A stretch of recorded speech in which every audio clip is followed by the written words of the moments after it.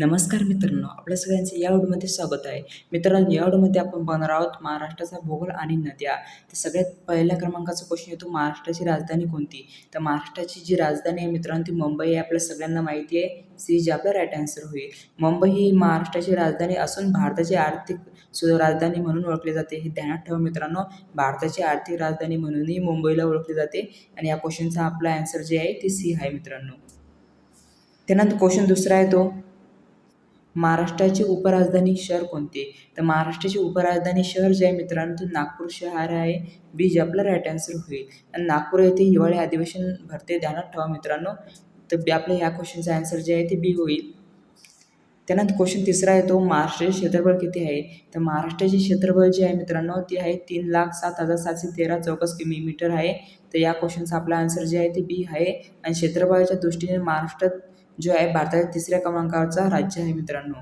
त्यानंतर क्वेश्चन आपला आहे तो चौथा, महाराष्ट्राची सर्वाधिक लांबीची नदी कोणती? तर महाराष्ट्राची सर्वाधिक लांबीची नदी जी आहे मित्रांनो ती आहे गोदावरी नदी.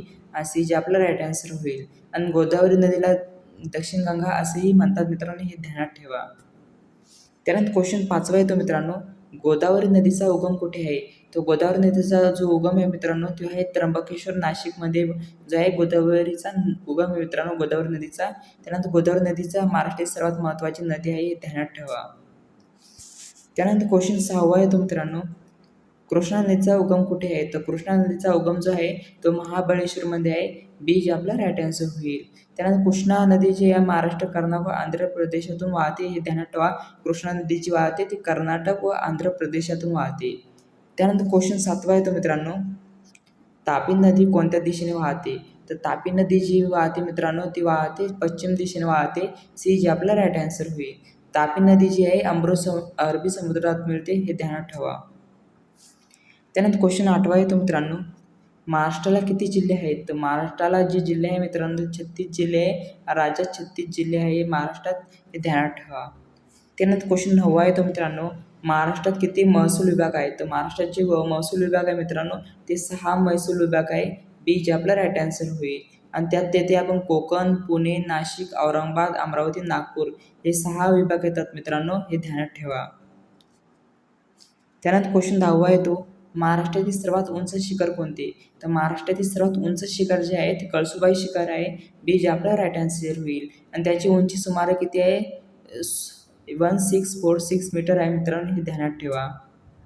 त्यानंतर क्वेश्चन 11वा येतो मित्रांनो, कळसुबाई शिखर कोणत्या जिल्ह्यात आहे? तर कळसुबाई शिखर जे आहे ते अहमदनगर जिल्ह्यामध्ये आहे. बी जे आपला राईट आन्सर होईल.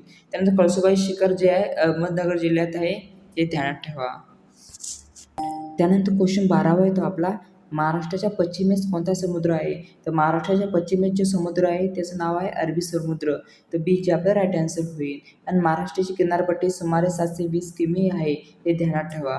त्यानंतर क्वेश्चन 13वा येतो, महाराष्ट्राचे सर्वात मोठे जिल्हा कोणता? तर महाराष्ट्रात सर्वात मोठा जिल्हा जो आहे तो अहमदनगर जिल्हा आहे. बी जे आपला राईट आन्सर होईल. क्षेत्रफळानुसार अहमदनगर हा सर्वात मोठा जिल्हा आहे. त्यानंतर क्वेश्चन 14वा येतो, महाराष्ट्रातील सर्वात लहान जिल्हा कोणता? तर महाराष्ट्रातील सर्वात लहान जिल्हा जो आहे मुंबई उपनगर आहे, हे जे आपला राईट आन्सर होईल. त्यानंतर क्षेत्रफळानुसार मुंबई शहर सर्वात लहान आहे. त्यानंतर क्वेश्चन 15वा येतो, महाराष्ट्रातील सर्वात मोठे पठार कोणते? तर महाराष्ट्रातील सर्वात मोठे पठार जे आहे ते दख्खन पठार आहे. बी जे आपला राईट आन्सर होईल. आणि महाराष्ट्राचा मोठा भाग जो आहे दख्खन पठारावर आहे. त्यानंतर क्वेश्चन 16वा येतो, सह्याद्री पर्वतरांगेला दुसरे नाव काय? तर सह्याद्री पर्वतरांगेला जे दुसरे नाव आहे ते आहे पश्चिम घाट. तर बी जे आपला राईट आन्सर होईल. आणि पश्चिम घाट हा जैवविविधतेचा हॉटस्पॉट आहे, हे ध्यानात ठेवा. त्यानंतर क्वेश्चन 17वा येतो, महाराष्ट्राची सर्वात लांब नदी कोणती? तर महाराष्ट्राची सर्वात लांब नदी जी आहे ती गोदावरी नदी आहे. आणि गोदावरी नदीची एकूण लांबी जी आहे ती आहे 1465 आहे किमी आहे, एवढी आहे. त्यानंतर क्वेश्चन येतो आपला 18वा क्वेश्चन येतो, महाराष्ट्रातील सर्वात मोठे धरण कोणते? तर महाराष्ट्रातील सर्वात मोठे धरण जे आहे ते आहे जायकवाडी धरण. सी जे आपला राईट आन्सर होईल. आणि जायकवाडी धरण जे आहे गोदावरी नदीवर आहे. त्यानंतर क्वेश्चन 19वा येतो, कोयना धरण कोणत्या नदीवर आहे? तर कोयना धरण जे आहे ते आहे कोयना नदीवर आहे. सी जे आपला राईट आन्सर होईल. आणि कोयना जलविद्युत प्रकल्पासाठी प्रसिद्ध आहे. त्यानंतर क्वेश्चन 20वा येतो, महाराष्ट्रातील प्रसिद्ध काळी माती कोणत्या पिकासाठी योग्य आहे? तर महाराष्ट्रातील प्रसिद्ध काळी माती जी आहे ती आहे कापूस या पिकासाठी प्रसिद्ध आहे आणि काळी मातीला रेगूर माती असेही म्हणतात, हे ध्यानात ठेवा. त्यानंतर आपण भाग 2 बघूया आपला. फळबाग आणि उद्योग विशेष प्रश्न 21 ते 49 पर्यंत आहे. त्यानंतर क्वेश्चन 21 येतो आपला. महाराष्ट्रातील द्राक्ष उत्पादनासाठी प्रसिद्ध जिल्हा कोणता? तर महाराष्ट्रातील द्राक्ष उत्पादनासाठी प्रसिद्ध जिल्हा जो आहे तो आहे नाशिक जिल्हा आहे. बी जे आपला राईट आन्सर होईल. आणि नाशिकला वाईन कॅपिटल ऑफ इंडिया म्हणून ओळखले जातात, हे ध्यानात ठेवा. त्यानंतर क्वेश्चन 22 येतो. आंबा उत्पन्नासाठी प्रसिद्ध जिल्हा कोणता? तर आंबा उत्पन्नासाठी प्रसिद्ध जिल्हा जो आहे रत्नागिरी जिल्हा आहे आणि तो कोकणमध्ये येतो. हापूस अल्फान्सो आंबा रत्नागिरी व सिंधुदुर्गमध्ये प्रसिद्ध आहे. त्यानंतर क्वेश्चन 23 येतो. संत्रा उत्पादनासाठी प्रसिद्ध जिल्हा कोणता? तर संत्रा उत्पादनासाठी प्रसिद्ध जिल्हा जो आहे तो नागपूर आहे. बी जे आपला राईट आन्सर होईल. आणि नागपूर संत्र्याला GI टॅग मिळाला आहे, हे ध्यानात ठेवा. त्यानंतर क्वेश्चन 24 येतो. डाळिंब उत्पादनात महाराष्ट्रातील अग्रगण्य जिल्हा कोणता? तर डाळिंब उत्पादनासाठी महाराष्ट्रातील अग्रगण्य जिल्हा जो आहे तो आहे सोलापूर जिल्हा. बी जे आपला राईट आन्सर होईल. आणि सोलापूर व सांगली डाळिंबसाठी प्रसिद्ध आहे.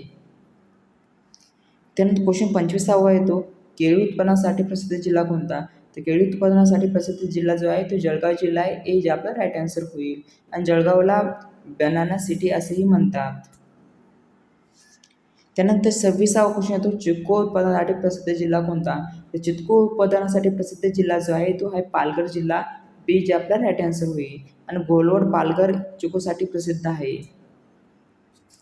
त्यानंतर 27 क्वेश्चन येतो. काजू उत्पादनासाठी प्रसिद्ध विभाग कोणता? तर काजू उत्पादनासाठी प्रसिद्ध विभाग जो आहे तो कोकण विभाग आहे. सी जे आपला राईट आन्सर होईल. सिंधुदुर्ग व रत्नागिरी काजूसाठी प्रसिद्ध आहे, हे ध्यानात ठेवा. त्यानंतर क्वेश्चन 28 येतो. मोसंबी उत्पादनासाठी प्रसिद्ध जिल्हा कोणता? तर मोसंबी उत्पादनासाठी प्रसिद्ध जिल्हा जो आहे तो बीड जिल्हा आहे. ए जे आपला राईट आन्सर होईल. आणि बीड व औरंगाबाद परिसरात मोसंबीची मोठ्या प्रमाणात लागवड होते, हे ध्यानात ठेवा. त्यानंतर 29 क्वेश्चन येतो. सीताफळ उत्पन्नासाठी प्रसिद्ध जिल्हा कोणता? तर सीताफळ उत्पन्नासाठी प्रसिद्ध जिल्हा जो आहे तो आहे बीड जिल्हा. ए जे आपला राईट आन्सर होईल. आणि मराठवाडा सीताफळासाठी प्रसिद्ध आहे, हे ध्यानात ठेवा. मराठवाडा विभाग. त्यानंतर क्वेश्चन 30 येतो. भारतातील सर्वाधिक द्राक्ष निर्यात कोणत्या राज्यातून होते? तर भारतातील सर्वाधिक द्राक्ष निर्यात जे होते ते होते महाराष्ट्रामध्ये होते. बी जे आपला राईट आन्सर होईल. त्यानंतर महाराष्ट्र द्राक्ष निर्यातीत देशात अग्रस्थानी आहे, हे ध्यानात ठेवा. त्यानंतर 31 क्वेश्चन येतो. हापूस ही कोणत्या फळाची जात आहे? तर हापूस ही जी जात आहे ती आंब्याची आहे, त्याला आपण हापूस आंबा म्हणतो. बी जे आपला राईट आन्सर होईल. हापूस हा जगप्रसिद्ध आंब्याचा प्रकार आहे. त्यानंतर 32 क्वेश्चन येतो. नागपूर कोणत्या फळासाठी प्रसिद्ध आहे?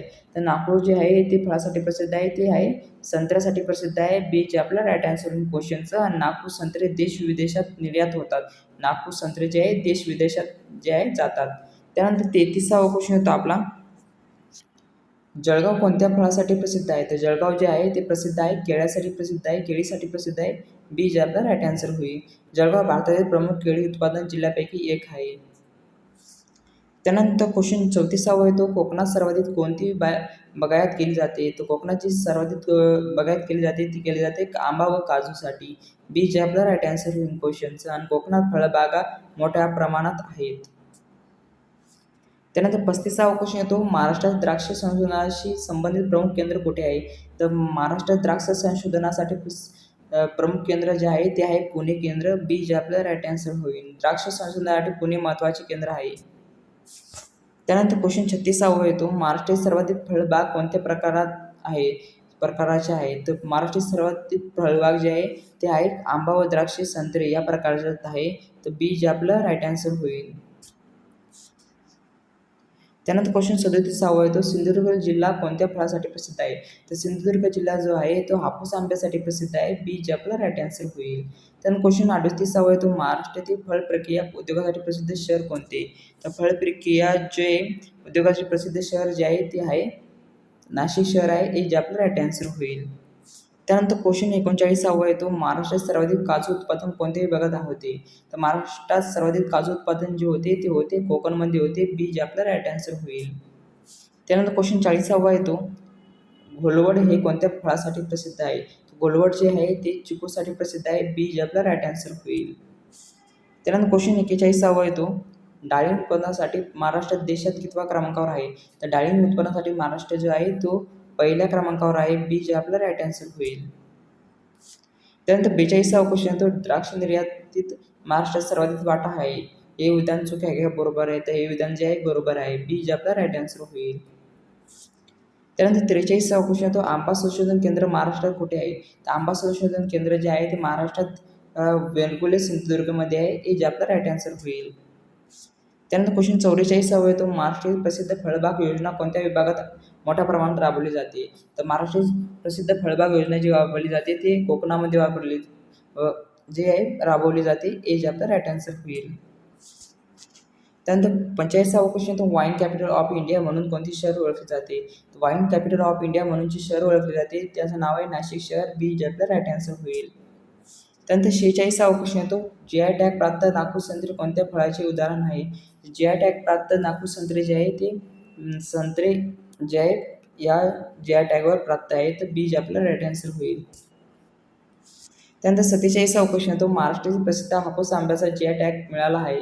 हा विधान चूक आहे का बरोबर आहे, तर हे विधान बरोबर आहे. महाराष्ट्रातील प्रसिद्ध हापूस आंब्याला जीआय टॅग मिळाले आहे, बी जे आपला राईट आन्सर होईल. त्यानंतर 48वा क्वेश्चन तो फळबाग विकासासाठी महाराष्ट्रात कोणत्या हवामान सर्वाधिक अनुकूल मानले जाते. तर महाराष्ट्रात पिकासाठी जे हवामान जे अनुकूल मानले जाते ते हवामान आहे उष्णकटिबंधीय मान्सून, तर बी जे आपला राईट आन्सर होईल. त्यानंतर लास्ट क्वेश्चन येतो आपला महाराष्ट्रातील बागायती पिकांमध्ये सर्वाधिक निर्यातक्षम पीक कोणते. निर्यातक्षम पीक जे आहे ते आहे द्राक्षे, बी जे आपला राईट आन्सर होईल. तर मित्रांनो तुम्हाला व्हिडिओ आवडला असेल लाईक शेअर सबस्क्राईब करा. जर का ही PDF जर का लागत असेल तर व्हॉट्सअप ग्रुप जॉईन करून घ्या, डिस्क्रिप्शन बॉक्समध्ये लिंक दिलेली आहे.